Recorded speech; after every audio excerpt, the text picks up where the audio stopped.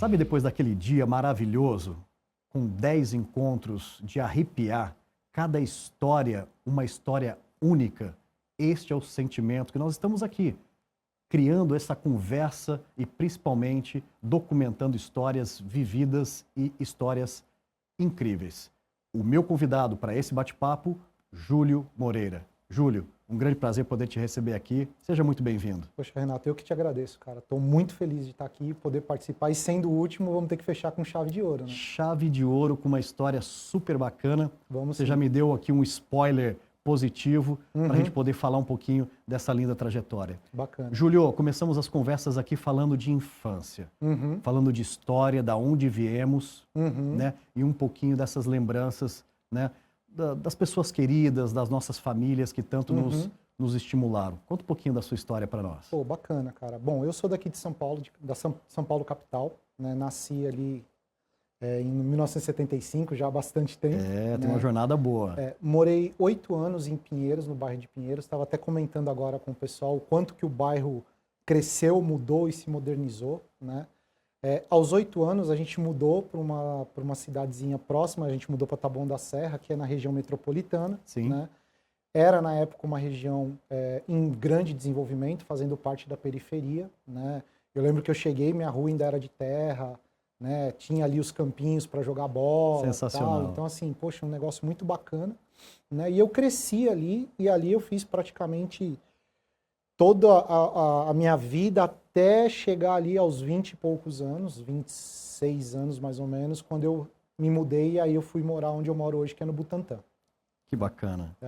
Ou seja, uma cidade metropolitana, uma cidade grande, mas ainda com aquele aspecto de, né, ou seja, cidade que dá para brincar Sim, na rua, sim. de amigos, né? Ah, com certeza, muito bacana, muito legal. Infelizmente é uma cidade que tinha ali uma questão um pouco de violência, né? Taboão da Serra, a região que eu morava ali principalmente tinha um certo índice de criminalidade, né? Fruto infelizmente da nossa sociedade aí, do desenvolvimento, mas eu consegui ali dentro da convivência que eu tive com as pessoas e pelo fato de eu estar próximo ali de áreas desportivas, né? A prefeitura incentivava, tinha um ginásio lá em que se podia praticar esportes e tal. Eu consegui não me envolver com esse tipo de coisa e trabalhar ali dentro do meu crescimento, da minha infância, adolescência, juventude, início da vida adulta ali, buscando os meus objetivos e correndo atrás para chegar onde eu cheguei hoje. Que legal. E que jornada, Júlio? Quem conhece a sua jornada, assim, é uma jornada de se admirar de tanta dedicação e o legado que você tem deixado. Júlio, na sua época ali, você tem lembranças de momentos do início do trabalho? Sabe essa nossa geração que queria ganhar um dinheirinho ainda jovem para poder comprar uma coisa que não dava, infelizmente, ali com os pais? Sim. Você tem lembranças disso? Cara, eu tenho muitas lembranças, né? Vamos, assim, a minha carreira, eu resolvi trabalhar com TI com 8 anos de idade. Uau! Meu tio me levou um dia na empresa que ele trabalhava, na época era um birô de processamento. A gente não chamava nem de CPD, nem de data center, de nada. E ali eu fiquei brincando com um monitor ali, com um terminal de fósforo verde, mandando mensagem para os caras. Eu falei, pô, é com isso que eu quero trabalhar. E eu me dediquei. Fiz colegial técnico, né, ali em Osasco. Estudei no ITO, né, Fundação Instituto Tecnológico de Osasco. E ali eu tive a oportunidade de fazer estágio na Telesp. Né, com 16 anos, na época ainda se podia fazer... E era um estágio diferenciado, né? Porque você já entrava ali realmente metendo a mão na massa, né? Fazendo as coisas acontecerem. Fantástico. E eu comecei nessa idade, cara, e assim, você falou de comprar as coisas que os pais não podiam dar. Eu lembro que com o meu primeiro salário eu comprei uma bicicleta. Eu já tinha tido uma bicicleta antes, mas eu queria uma bicicleta com marcha, mountain bike, fazer e tal. Eu fui lá e comprei uma bicicleta. Seu próprio salário. Com o meu próprio salário. Poxa, então assim, foi fantástico, cara. É uma emoção que não cabe, né? Você se vê ali podendo fazer as coisas, podendo ter o seu dinheirinho, ir num cinema, foi fantástico, fantástico. Júlio, você é de 75, eu sou de 77. Eu ouvia muito em casa e por onde andava que informática, na época, lembra que não era TI, né? Era informática, você vai trabalhar com informática, né? Era a profissão do futuro. Sim. E isso tudo foi se concretizando com o passar do tempo, né? Você, no momento do primeiro emprego, né? Ou seja, ali se qualificando, como que foi os primeiros estímulos que você teve, os mentores, aqueles anjos, né, que aparecem na vida? Como que foi o início, Júlio? Cara, eu tive, desde o momento zero, quando eu fui estagiar na Telesp, eu tive ali pessoas muito boas ao meu lado, sabe? Inclusive, uma delas, a gente se conhece desde essa época, nós estamos falando de 91. Uau! Né? E ele hoje, ele é meu padrinho de casamento, eu fui padrinho de casamento dele, então assim, a gente tem um relacionamento muito próximo, é o Márcio Pivato, abração, Marcião. Grande Márcio. Junto. Cara, gente finíssima, gente finíssima. E ele foi um cara que me estimulou muito a me desenvolver nas questões de educação, de buscar informação, de ser curioso, de ter disciplina, de ser organizado. Né? Ele não era meu chefe direto ali, nós tínhamos um chefe de seção lá, e esse cara também era um cara fora do comum, assim, fora da curva de conhecimento, né? E ele, obviamente que para mim, ele trazia os desafios que um estagiário de 16 anos podia ter, né? Só que eu já queria buscar degraus mais altos, né? Então, o Márcio fala, não, cara, vamos por aqui, ó, deixa eu te explicar isso aqui, pensa nisso, pensa naquilo, tal. Então, a gente teve ali uma convivência muito bacana que depois, aí, a gente se descobriu também gostando do mesmo estilo de música, então vamos para show, vamos se divertir e tal, não sei o quê. E ficou, né? E dali eu fui galgando, né? Eu terminei o estágio, depois fui fazer um outro estágio aí numa empresa que era a ABC Bull, né? Ali já era um estágio que eu estava realmente buscando efetivação. E depois de um ano nessa empresa eu recebi uma proposta e fui para o Banco Itaú. Olha só. Aí no Banco Itaú que a coisa começou realmente a ter cara de profissionalismo mesmo, porque aí você tem realmente responsabilidade, entrega, etc. E ali eu fui me desenvolvendo, mas sempre tendo isso na minha cabeça, né? Você tem que ter disciplina, você tem que ser curioso, né? Não se contentar com um pequenininho ali, né? Ser curioso, buscar sempre a melhoria do que você está fazendo. Então, não se contentar com a entrega que você fez, falar, pô, mas o que eu podia ter feito diferente? Ah, isso. Então, vou melhorar para as próximas nisso. E aí, né, com essa mentalidade que você vai crescendo e vai desenvolvendo. E um momento, né, Júlio, ímpar para o crescimento, né, na área de tecnologia. Entendo que infraestrutura foi algo que permeou durante muito tempo dentro da sua trajetória, né, ou seja, aquilo muito envolvente. E quando veio esse momento das oportunidades de ir construindo uma carreira de infra, mas também com as disciplinas de cibersegurança, quando isso começa a permear a sua carreira? É interessante comentar que assim, a minha formação é uma formação de desenvolvimento de sistemas. Eu eu estagiei, os estágios que eu fiz foram em desenvolvimento.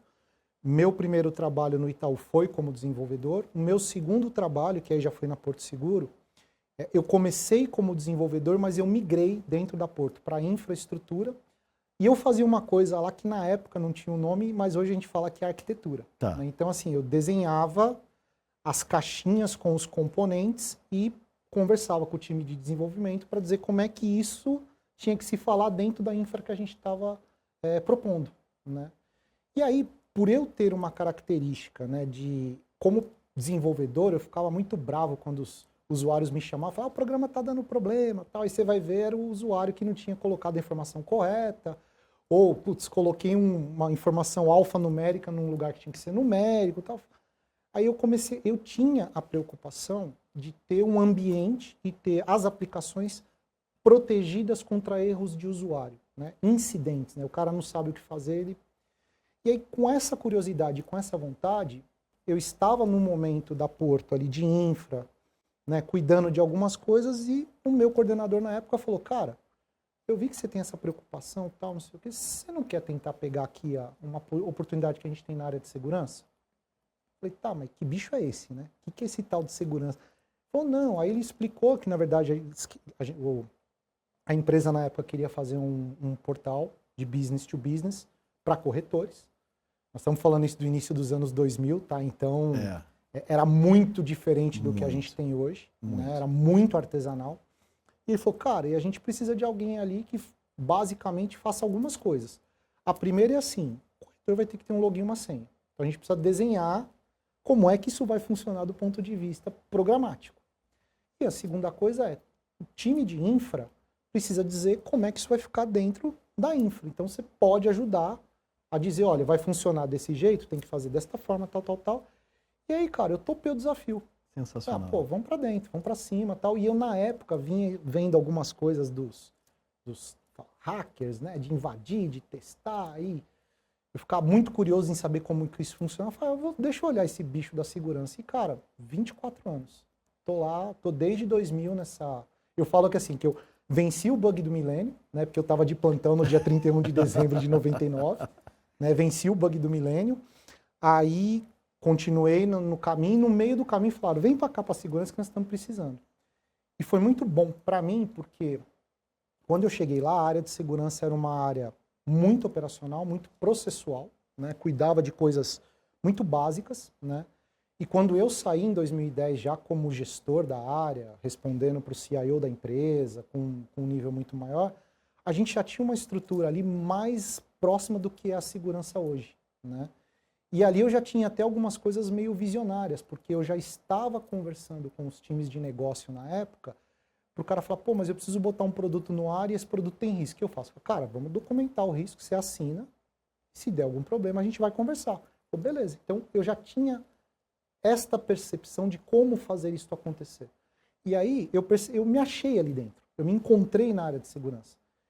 Foi onde eu segui minha carreira. Cara, fiz treinamento, fiz certificação, já palestrei sobre isso. Então ali foi o meu ápice, vamos dizer assim. É muito legal, Júlio, apreciando aqui a sua trajetória, né? Uhum. E uma reflexão que vem é o quanto a tecnologia que nós conhecemos, ela é inclusiva. Ela te dá oportunidades de você começar encantado com a parte de sistemas, de programação, né? Ou seja, a possibilidade que você tem muitas vezes de ir fazendo adições na jornada sem perder todo aquele histórico. Exato. Né?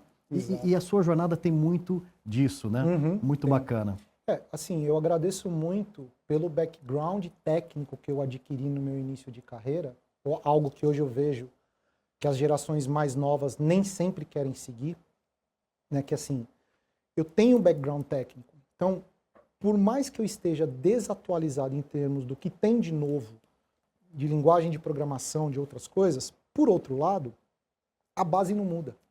Então, quando você vai discutir um problema, quando você vai falar com um desenvolvedor, ou você vai conversar com um arquiteto, você tendo essa noção, você consegue direcionar ele para fazer as coisas de uma forma que estejam boas tecnicamente falando e estejam com um nível de proteção adequado.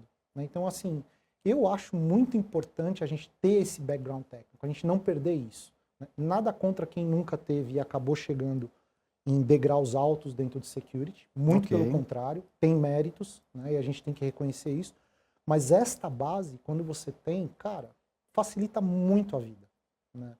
Isso eu curto bastante. Que legal. Esse background técnico, ele é muito instigante, né? Assim, a gente se apaixona muito. Total. E o cyber, né, Júlio, o que ele nos puxa é para um diálogo, nesse momento, muito mais para o negócio, com certeza, muito mais voltado para olhar risco. Né? Júlio, você pegou uma fase de cibersegurança onde os caras de cyber eram rotulados como os caras que falavam não, né? Que tudo não podia, que isso daqui vai expor a empresa. E eu vejo que você trabalhou desde o início, né? Uma lógica um pouco diferente. Né? Como que foi isso? Como que isso foi criando, né? E hoje, né, o Júlio é um cara extremamente, é um cara de negócio, né, que olha como proteger os negócios para que eles possam ser exponenciais, né? Cara, legal você trazer isso, assim, eu fiz parte dessa galera que falava não, no começo da área de segurança, e assim, refletindo, olhando para trás e refletindo hoje, o que eu percebo que naquela época eu tinha, que permanece hoje, mas hoje a comunicação ela é diferente, é o genuíno interesse. Porque no final do dia, eu não queria inviabilizar um negócio, mas eu queria proteger de modo que a gente não sofresse um ataque ou uma paralisação, enfim, alguma coisa nesse sentido. Então, quando eu saí da cadeira do especialista e sentei numa cadeira de gestor, eu ainda fiquei com esse resquício do cara do não por um tempo, até que durante alguns projetos, algumas questões, várias pessoas dos times de negócio falavam para mim, cara, você tem o conhecimento e a desenvoltura para fazer a coisa acontecer. Você precisa parar de falar não e precisa entender qual é a minha demanda de negócio. E aí começou a dar um insight. Falar, pô, o cara tá me ajudando. Ele não está querendo me prejudicar. Ele está me ajudando. Então, eu comecei a encontrar dentro do meu conhecimento, conversando com essas pessoas de negócio, conversando com pessoas de fora da empresa para tentar entender, para começar a perceber como eu deveria me portar, né, em situações em que eu precisava efetivamente ajudar o business a crescer, mas eu estava com um receio gigante sabendo do que nós tínhamos de característica do ambiente. Então, assim, foi um desafio grande. Eu tive pessoas muito boas ao meu lado me ajudando nisso, né? Tive pessoas que quiseram me colocar para baixo e eu respeito. Acho que a vida é feita disso, sim, né? E tive pessoas que me incentivaram muito, muito mesmo, nesse sentido. Falei, cara, você tem uma boa comunicação, você se coloca bem numa reunião, você sabe quando você quer ali botar os argumentos corretos, trabalha isso, esquece um pouco o lado técnico e trabalha o comportamental. E foi o que eu fiz, né? Na Porto eu tive muitas oportunidades de treinamentos comportamentais. Então a gente trabalhava ali negociação, trabalhava gestão de conflito, trabalhava como dar um feedback, como se posicionar, como conduzir uma reunião. Então tudo isso me ajudou a me formar como gestor como eu sou hoje, né? E quando eu saí da Porto, e depois de 1 ano e meio ali eu fui parar no Carrefour, numa outra realidade, numa empresa de varejo, em que eficiência operacional e redução de custo é uma coisa absurda, muito rápida, a velocidade muito grande, e você precisando fazer uma transformação da área, essas características me ajudaram a avançar rapidamente, né? Por quê?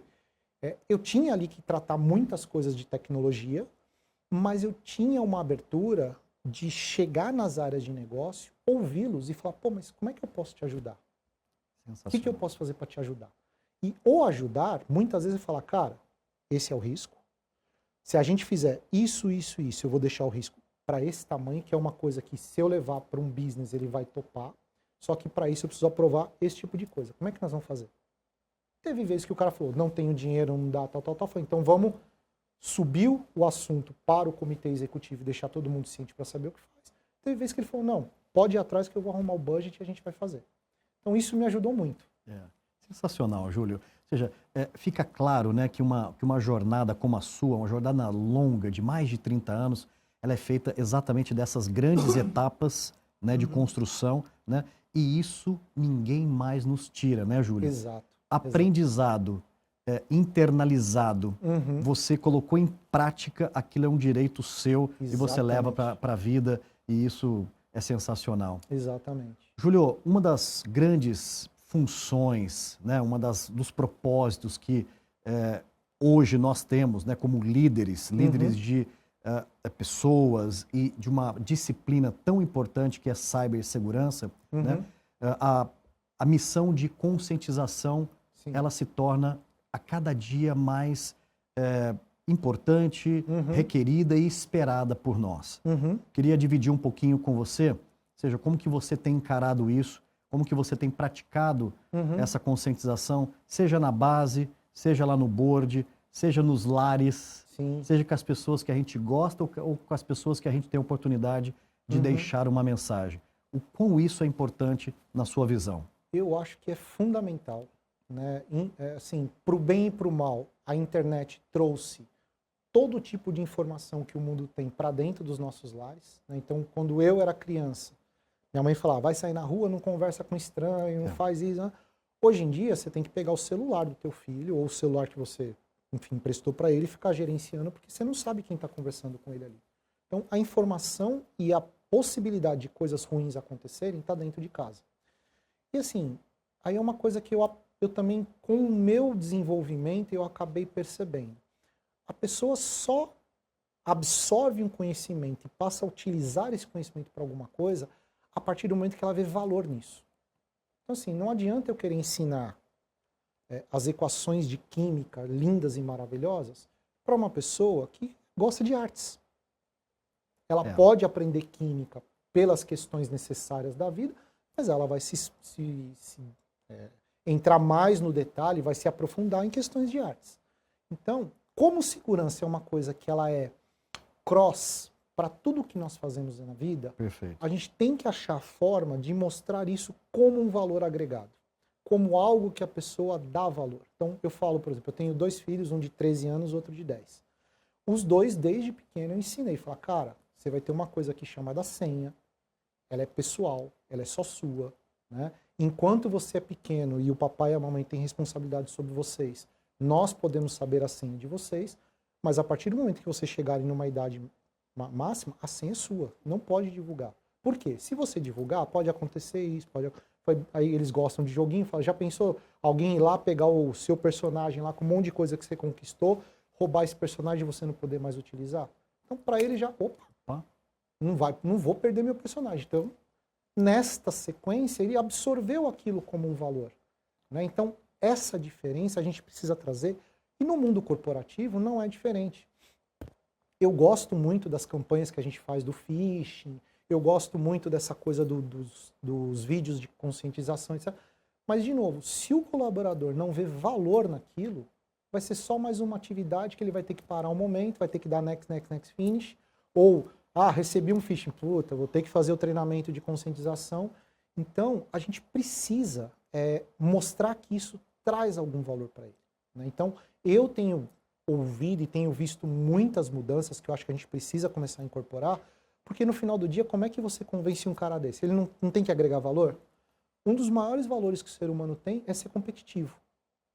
Cara, o ser humano compete por tudo. Assim, se você conseguir pegar tudo que você precisa passar para ele de segurança e transformar numa competição saudável, valorizando aqueles caras que absorveram o conhecimento e passaram a usar, você começa a ter esses caras do teu lado. Eles começam a te apoiar e a fazer junto com você, né? Então, assim, gamification, cara, para mim, em security hoje, para conscientizar overall, toda a galera, é uma coisa que funciona muito bem, porque aí você vai competir, né? A gente brinca, às vezes a gente faz lá na Claro, a gente faz alguns tech days, faz alguns eventos e no final a gente faz uns quiz. Cara, a galera disputa, assim, eu quero ganhar, eu quero ser melhor.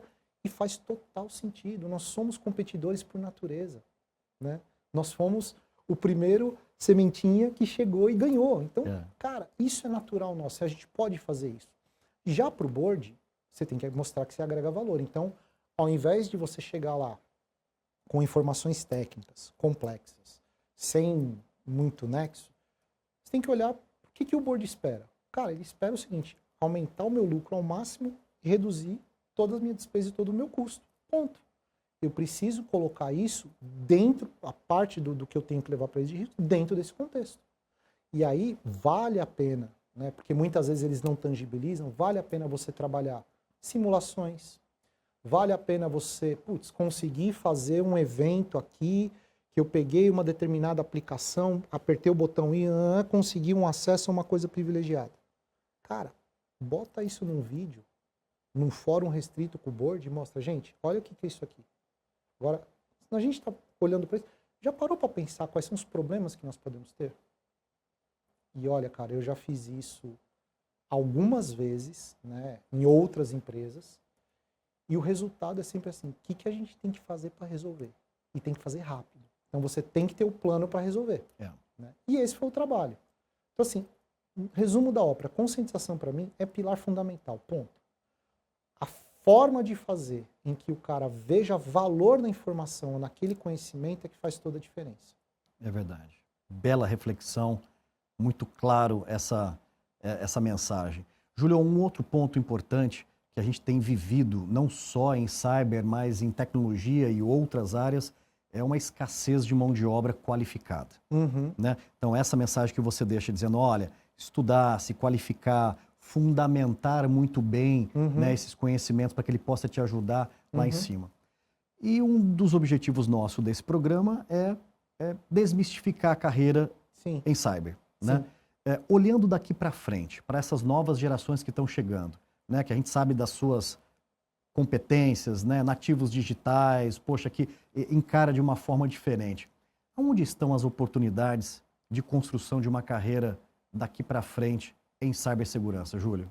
Olha, eu ainda acho que a base ela tem que ser fundamental. Sim. É aquela coisa assim, no meu tempo de estudo, eu não tinha internet, eu não tinha, enfim, não tinha nenhum dispositivo digital, não tinha nada. Então, caso eu quisesse aprender, eu tinha que ir para uma biblioteca, pegar um livro e ficar estudando. E, normalmente, os livros são datados daquele momento.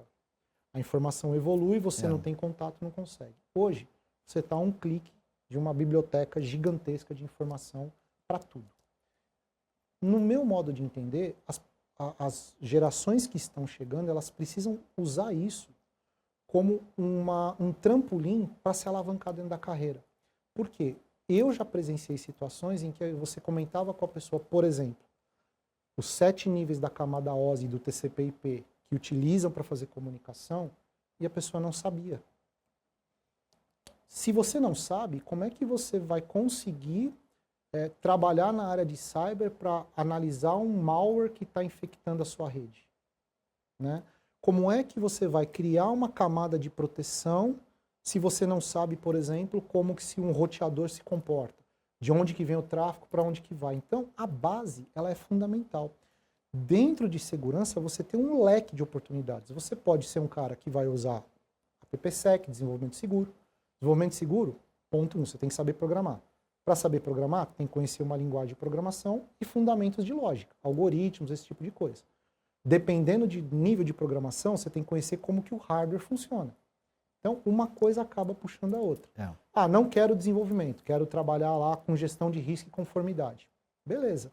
Vai chegar para você como gestão de risco uma vulnerabilidade que ela é extremamente técnica. Como é que você traduz isso para uma linguagem de negócio? Se você não tem a base e o fundamento, é muito mais difícil. E aí é o que hoje a gente vê em muitas situações, quando há um bate-papo com os executivos, de que a pessoa ela não consegue fazer essa volta, né? Ela não consegue fazer a transformação porque ela lê algo técnico, ela não entende, escreve aquele monte de coisa técnica e fala, não, o risco é esse aqui. O cara fala, não, isso para mim...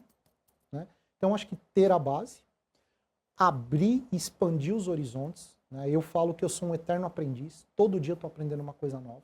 Né? Então, é importante você ir atrás de informação, é importante você estar antenado no dia a dia do que acontece. Né?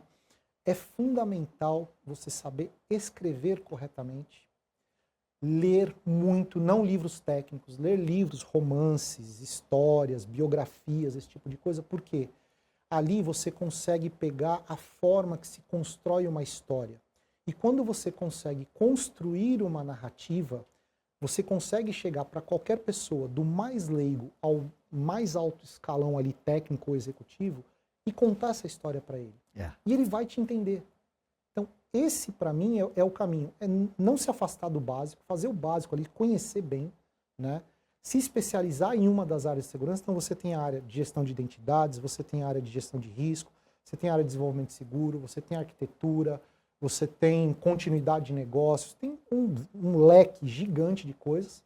Né? Então, procura ali onde você se acha melhor e vai a fundo daquilo, mas não perde a raiz e não deixa de ser um cara que desenvolva a comunicação. Eu acho que é importantíssimo essas coisas. É verdade. Você está tocando num ponto importantíssimo que nós, Júlio, somos muito cobrados pelas áreas de negócio, né?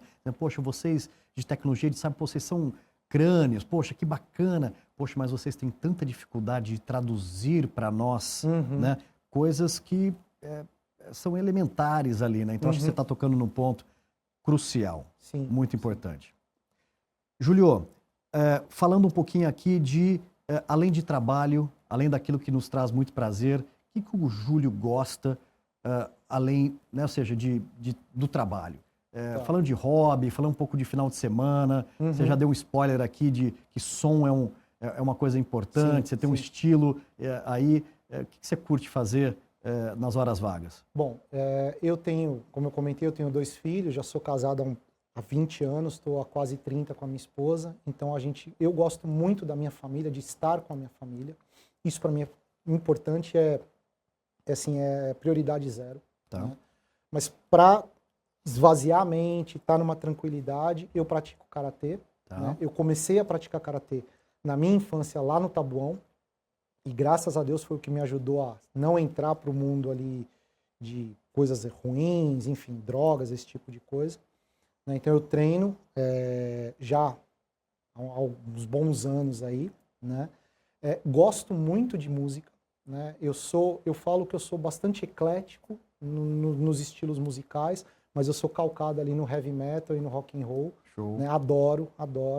Né? Tenho ali, como dentro desses hobbies, né? eu acabo sendo um audiófilo, então eu tenho coleção de CDs, coleção de DVDs e Blu-rays das minhas bandas favoritas. Né? Gosto muito ali de pegar, de colocar para tocar, de curtir. Né? Então, são as coisas que eu gosto de fazer. Com a família, a gente sai final de semana para almoçar, vai num clube, pega um cinema, enfim. Procura fazer coisas legais e nas férias, obviamente, viaja, né? E aí desconecta completamente, que é outra coisa que a gente gosta bastante, viajar.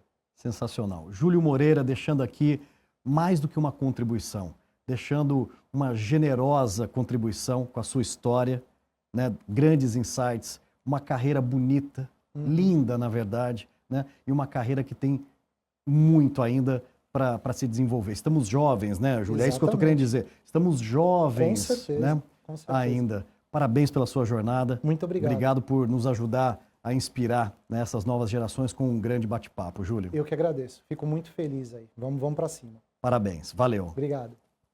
Aê!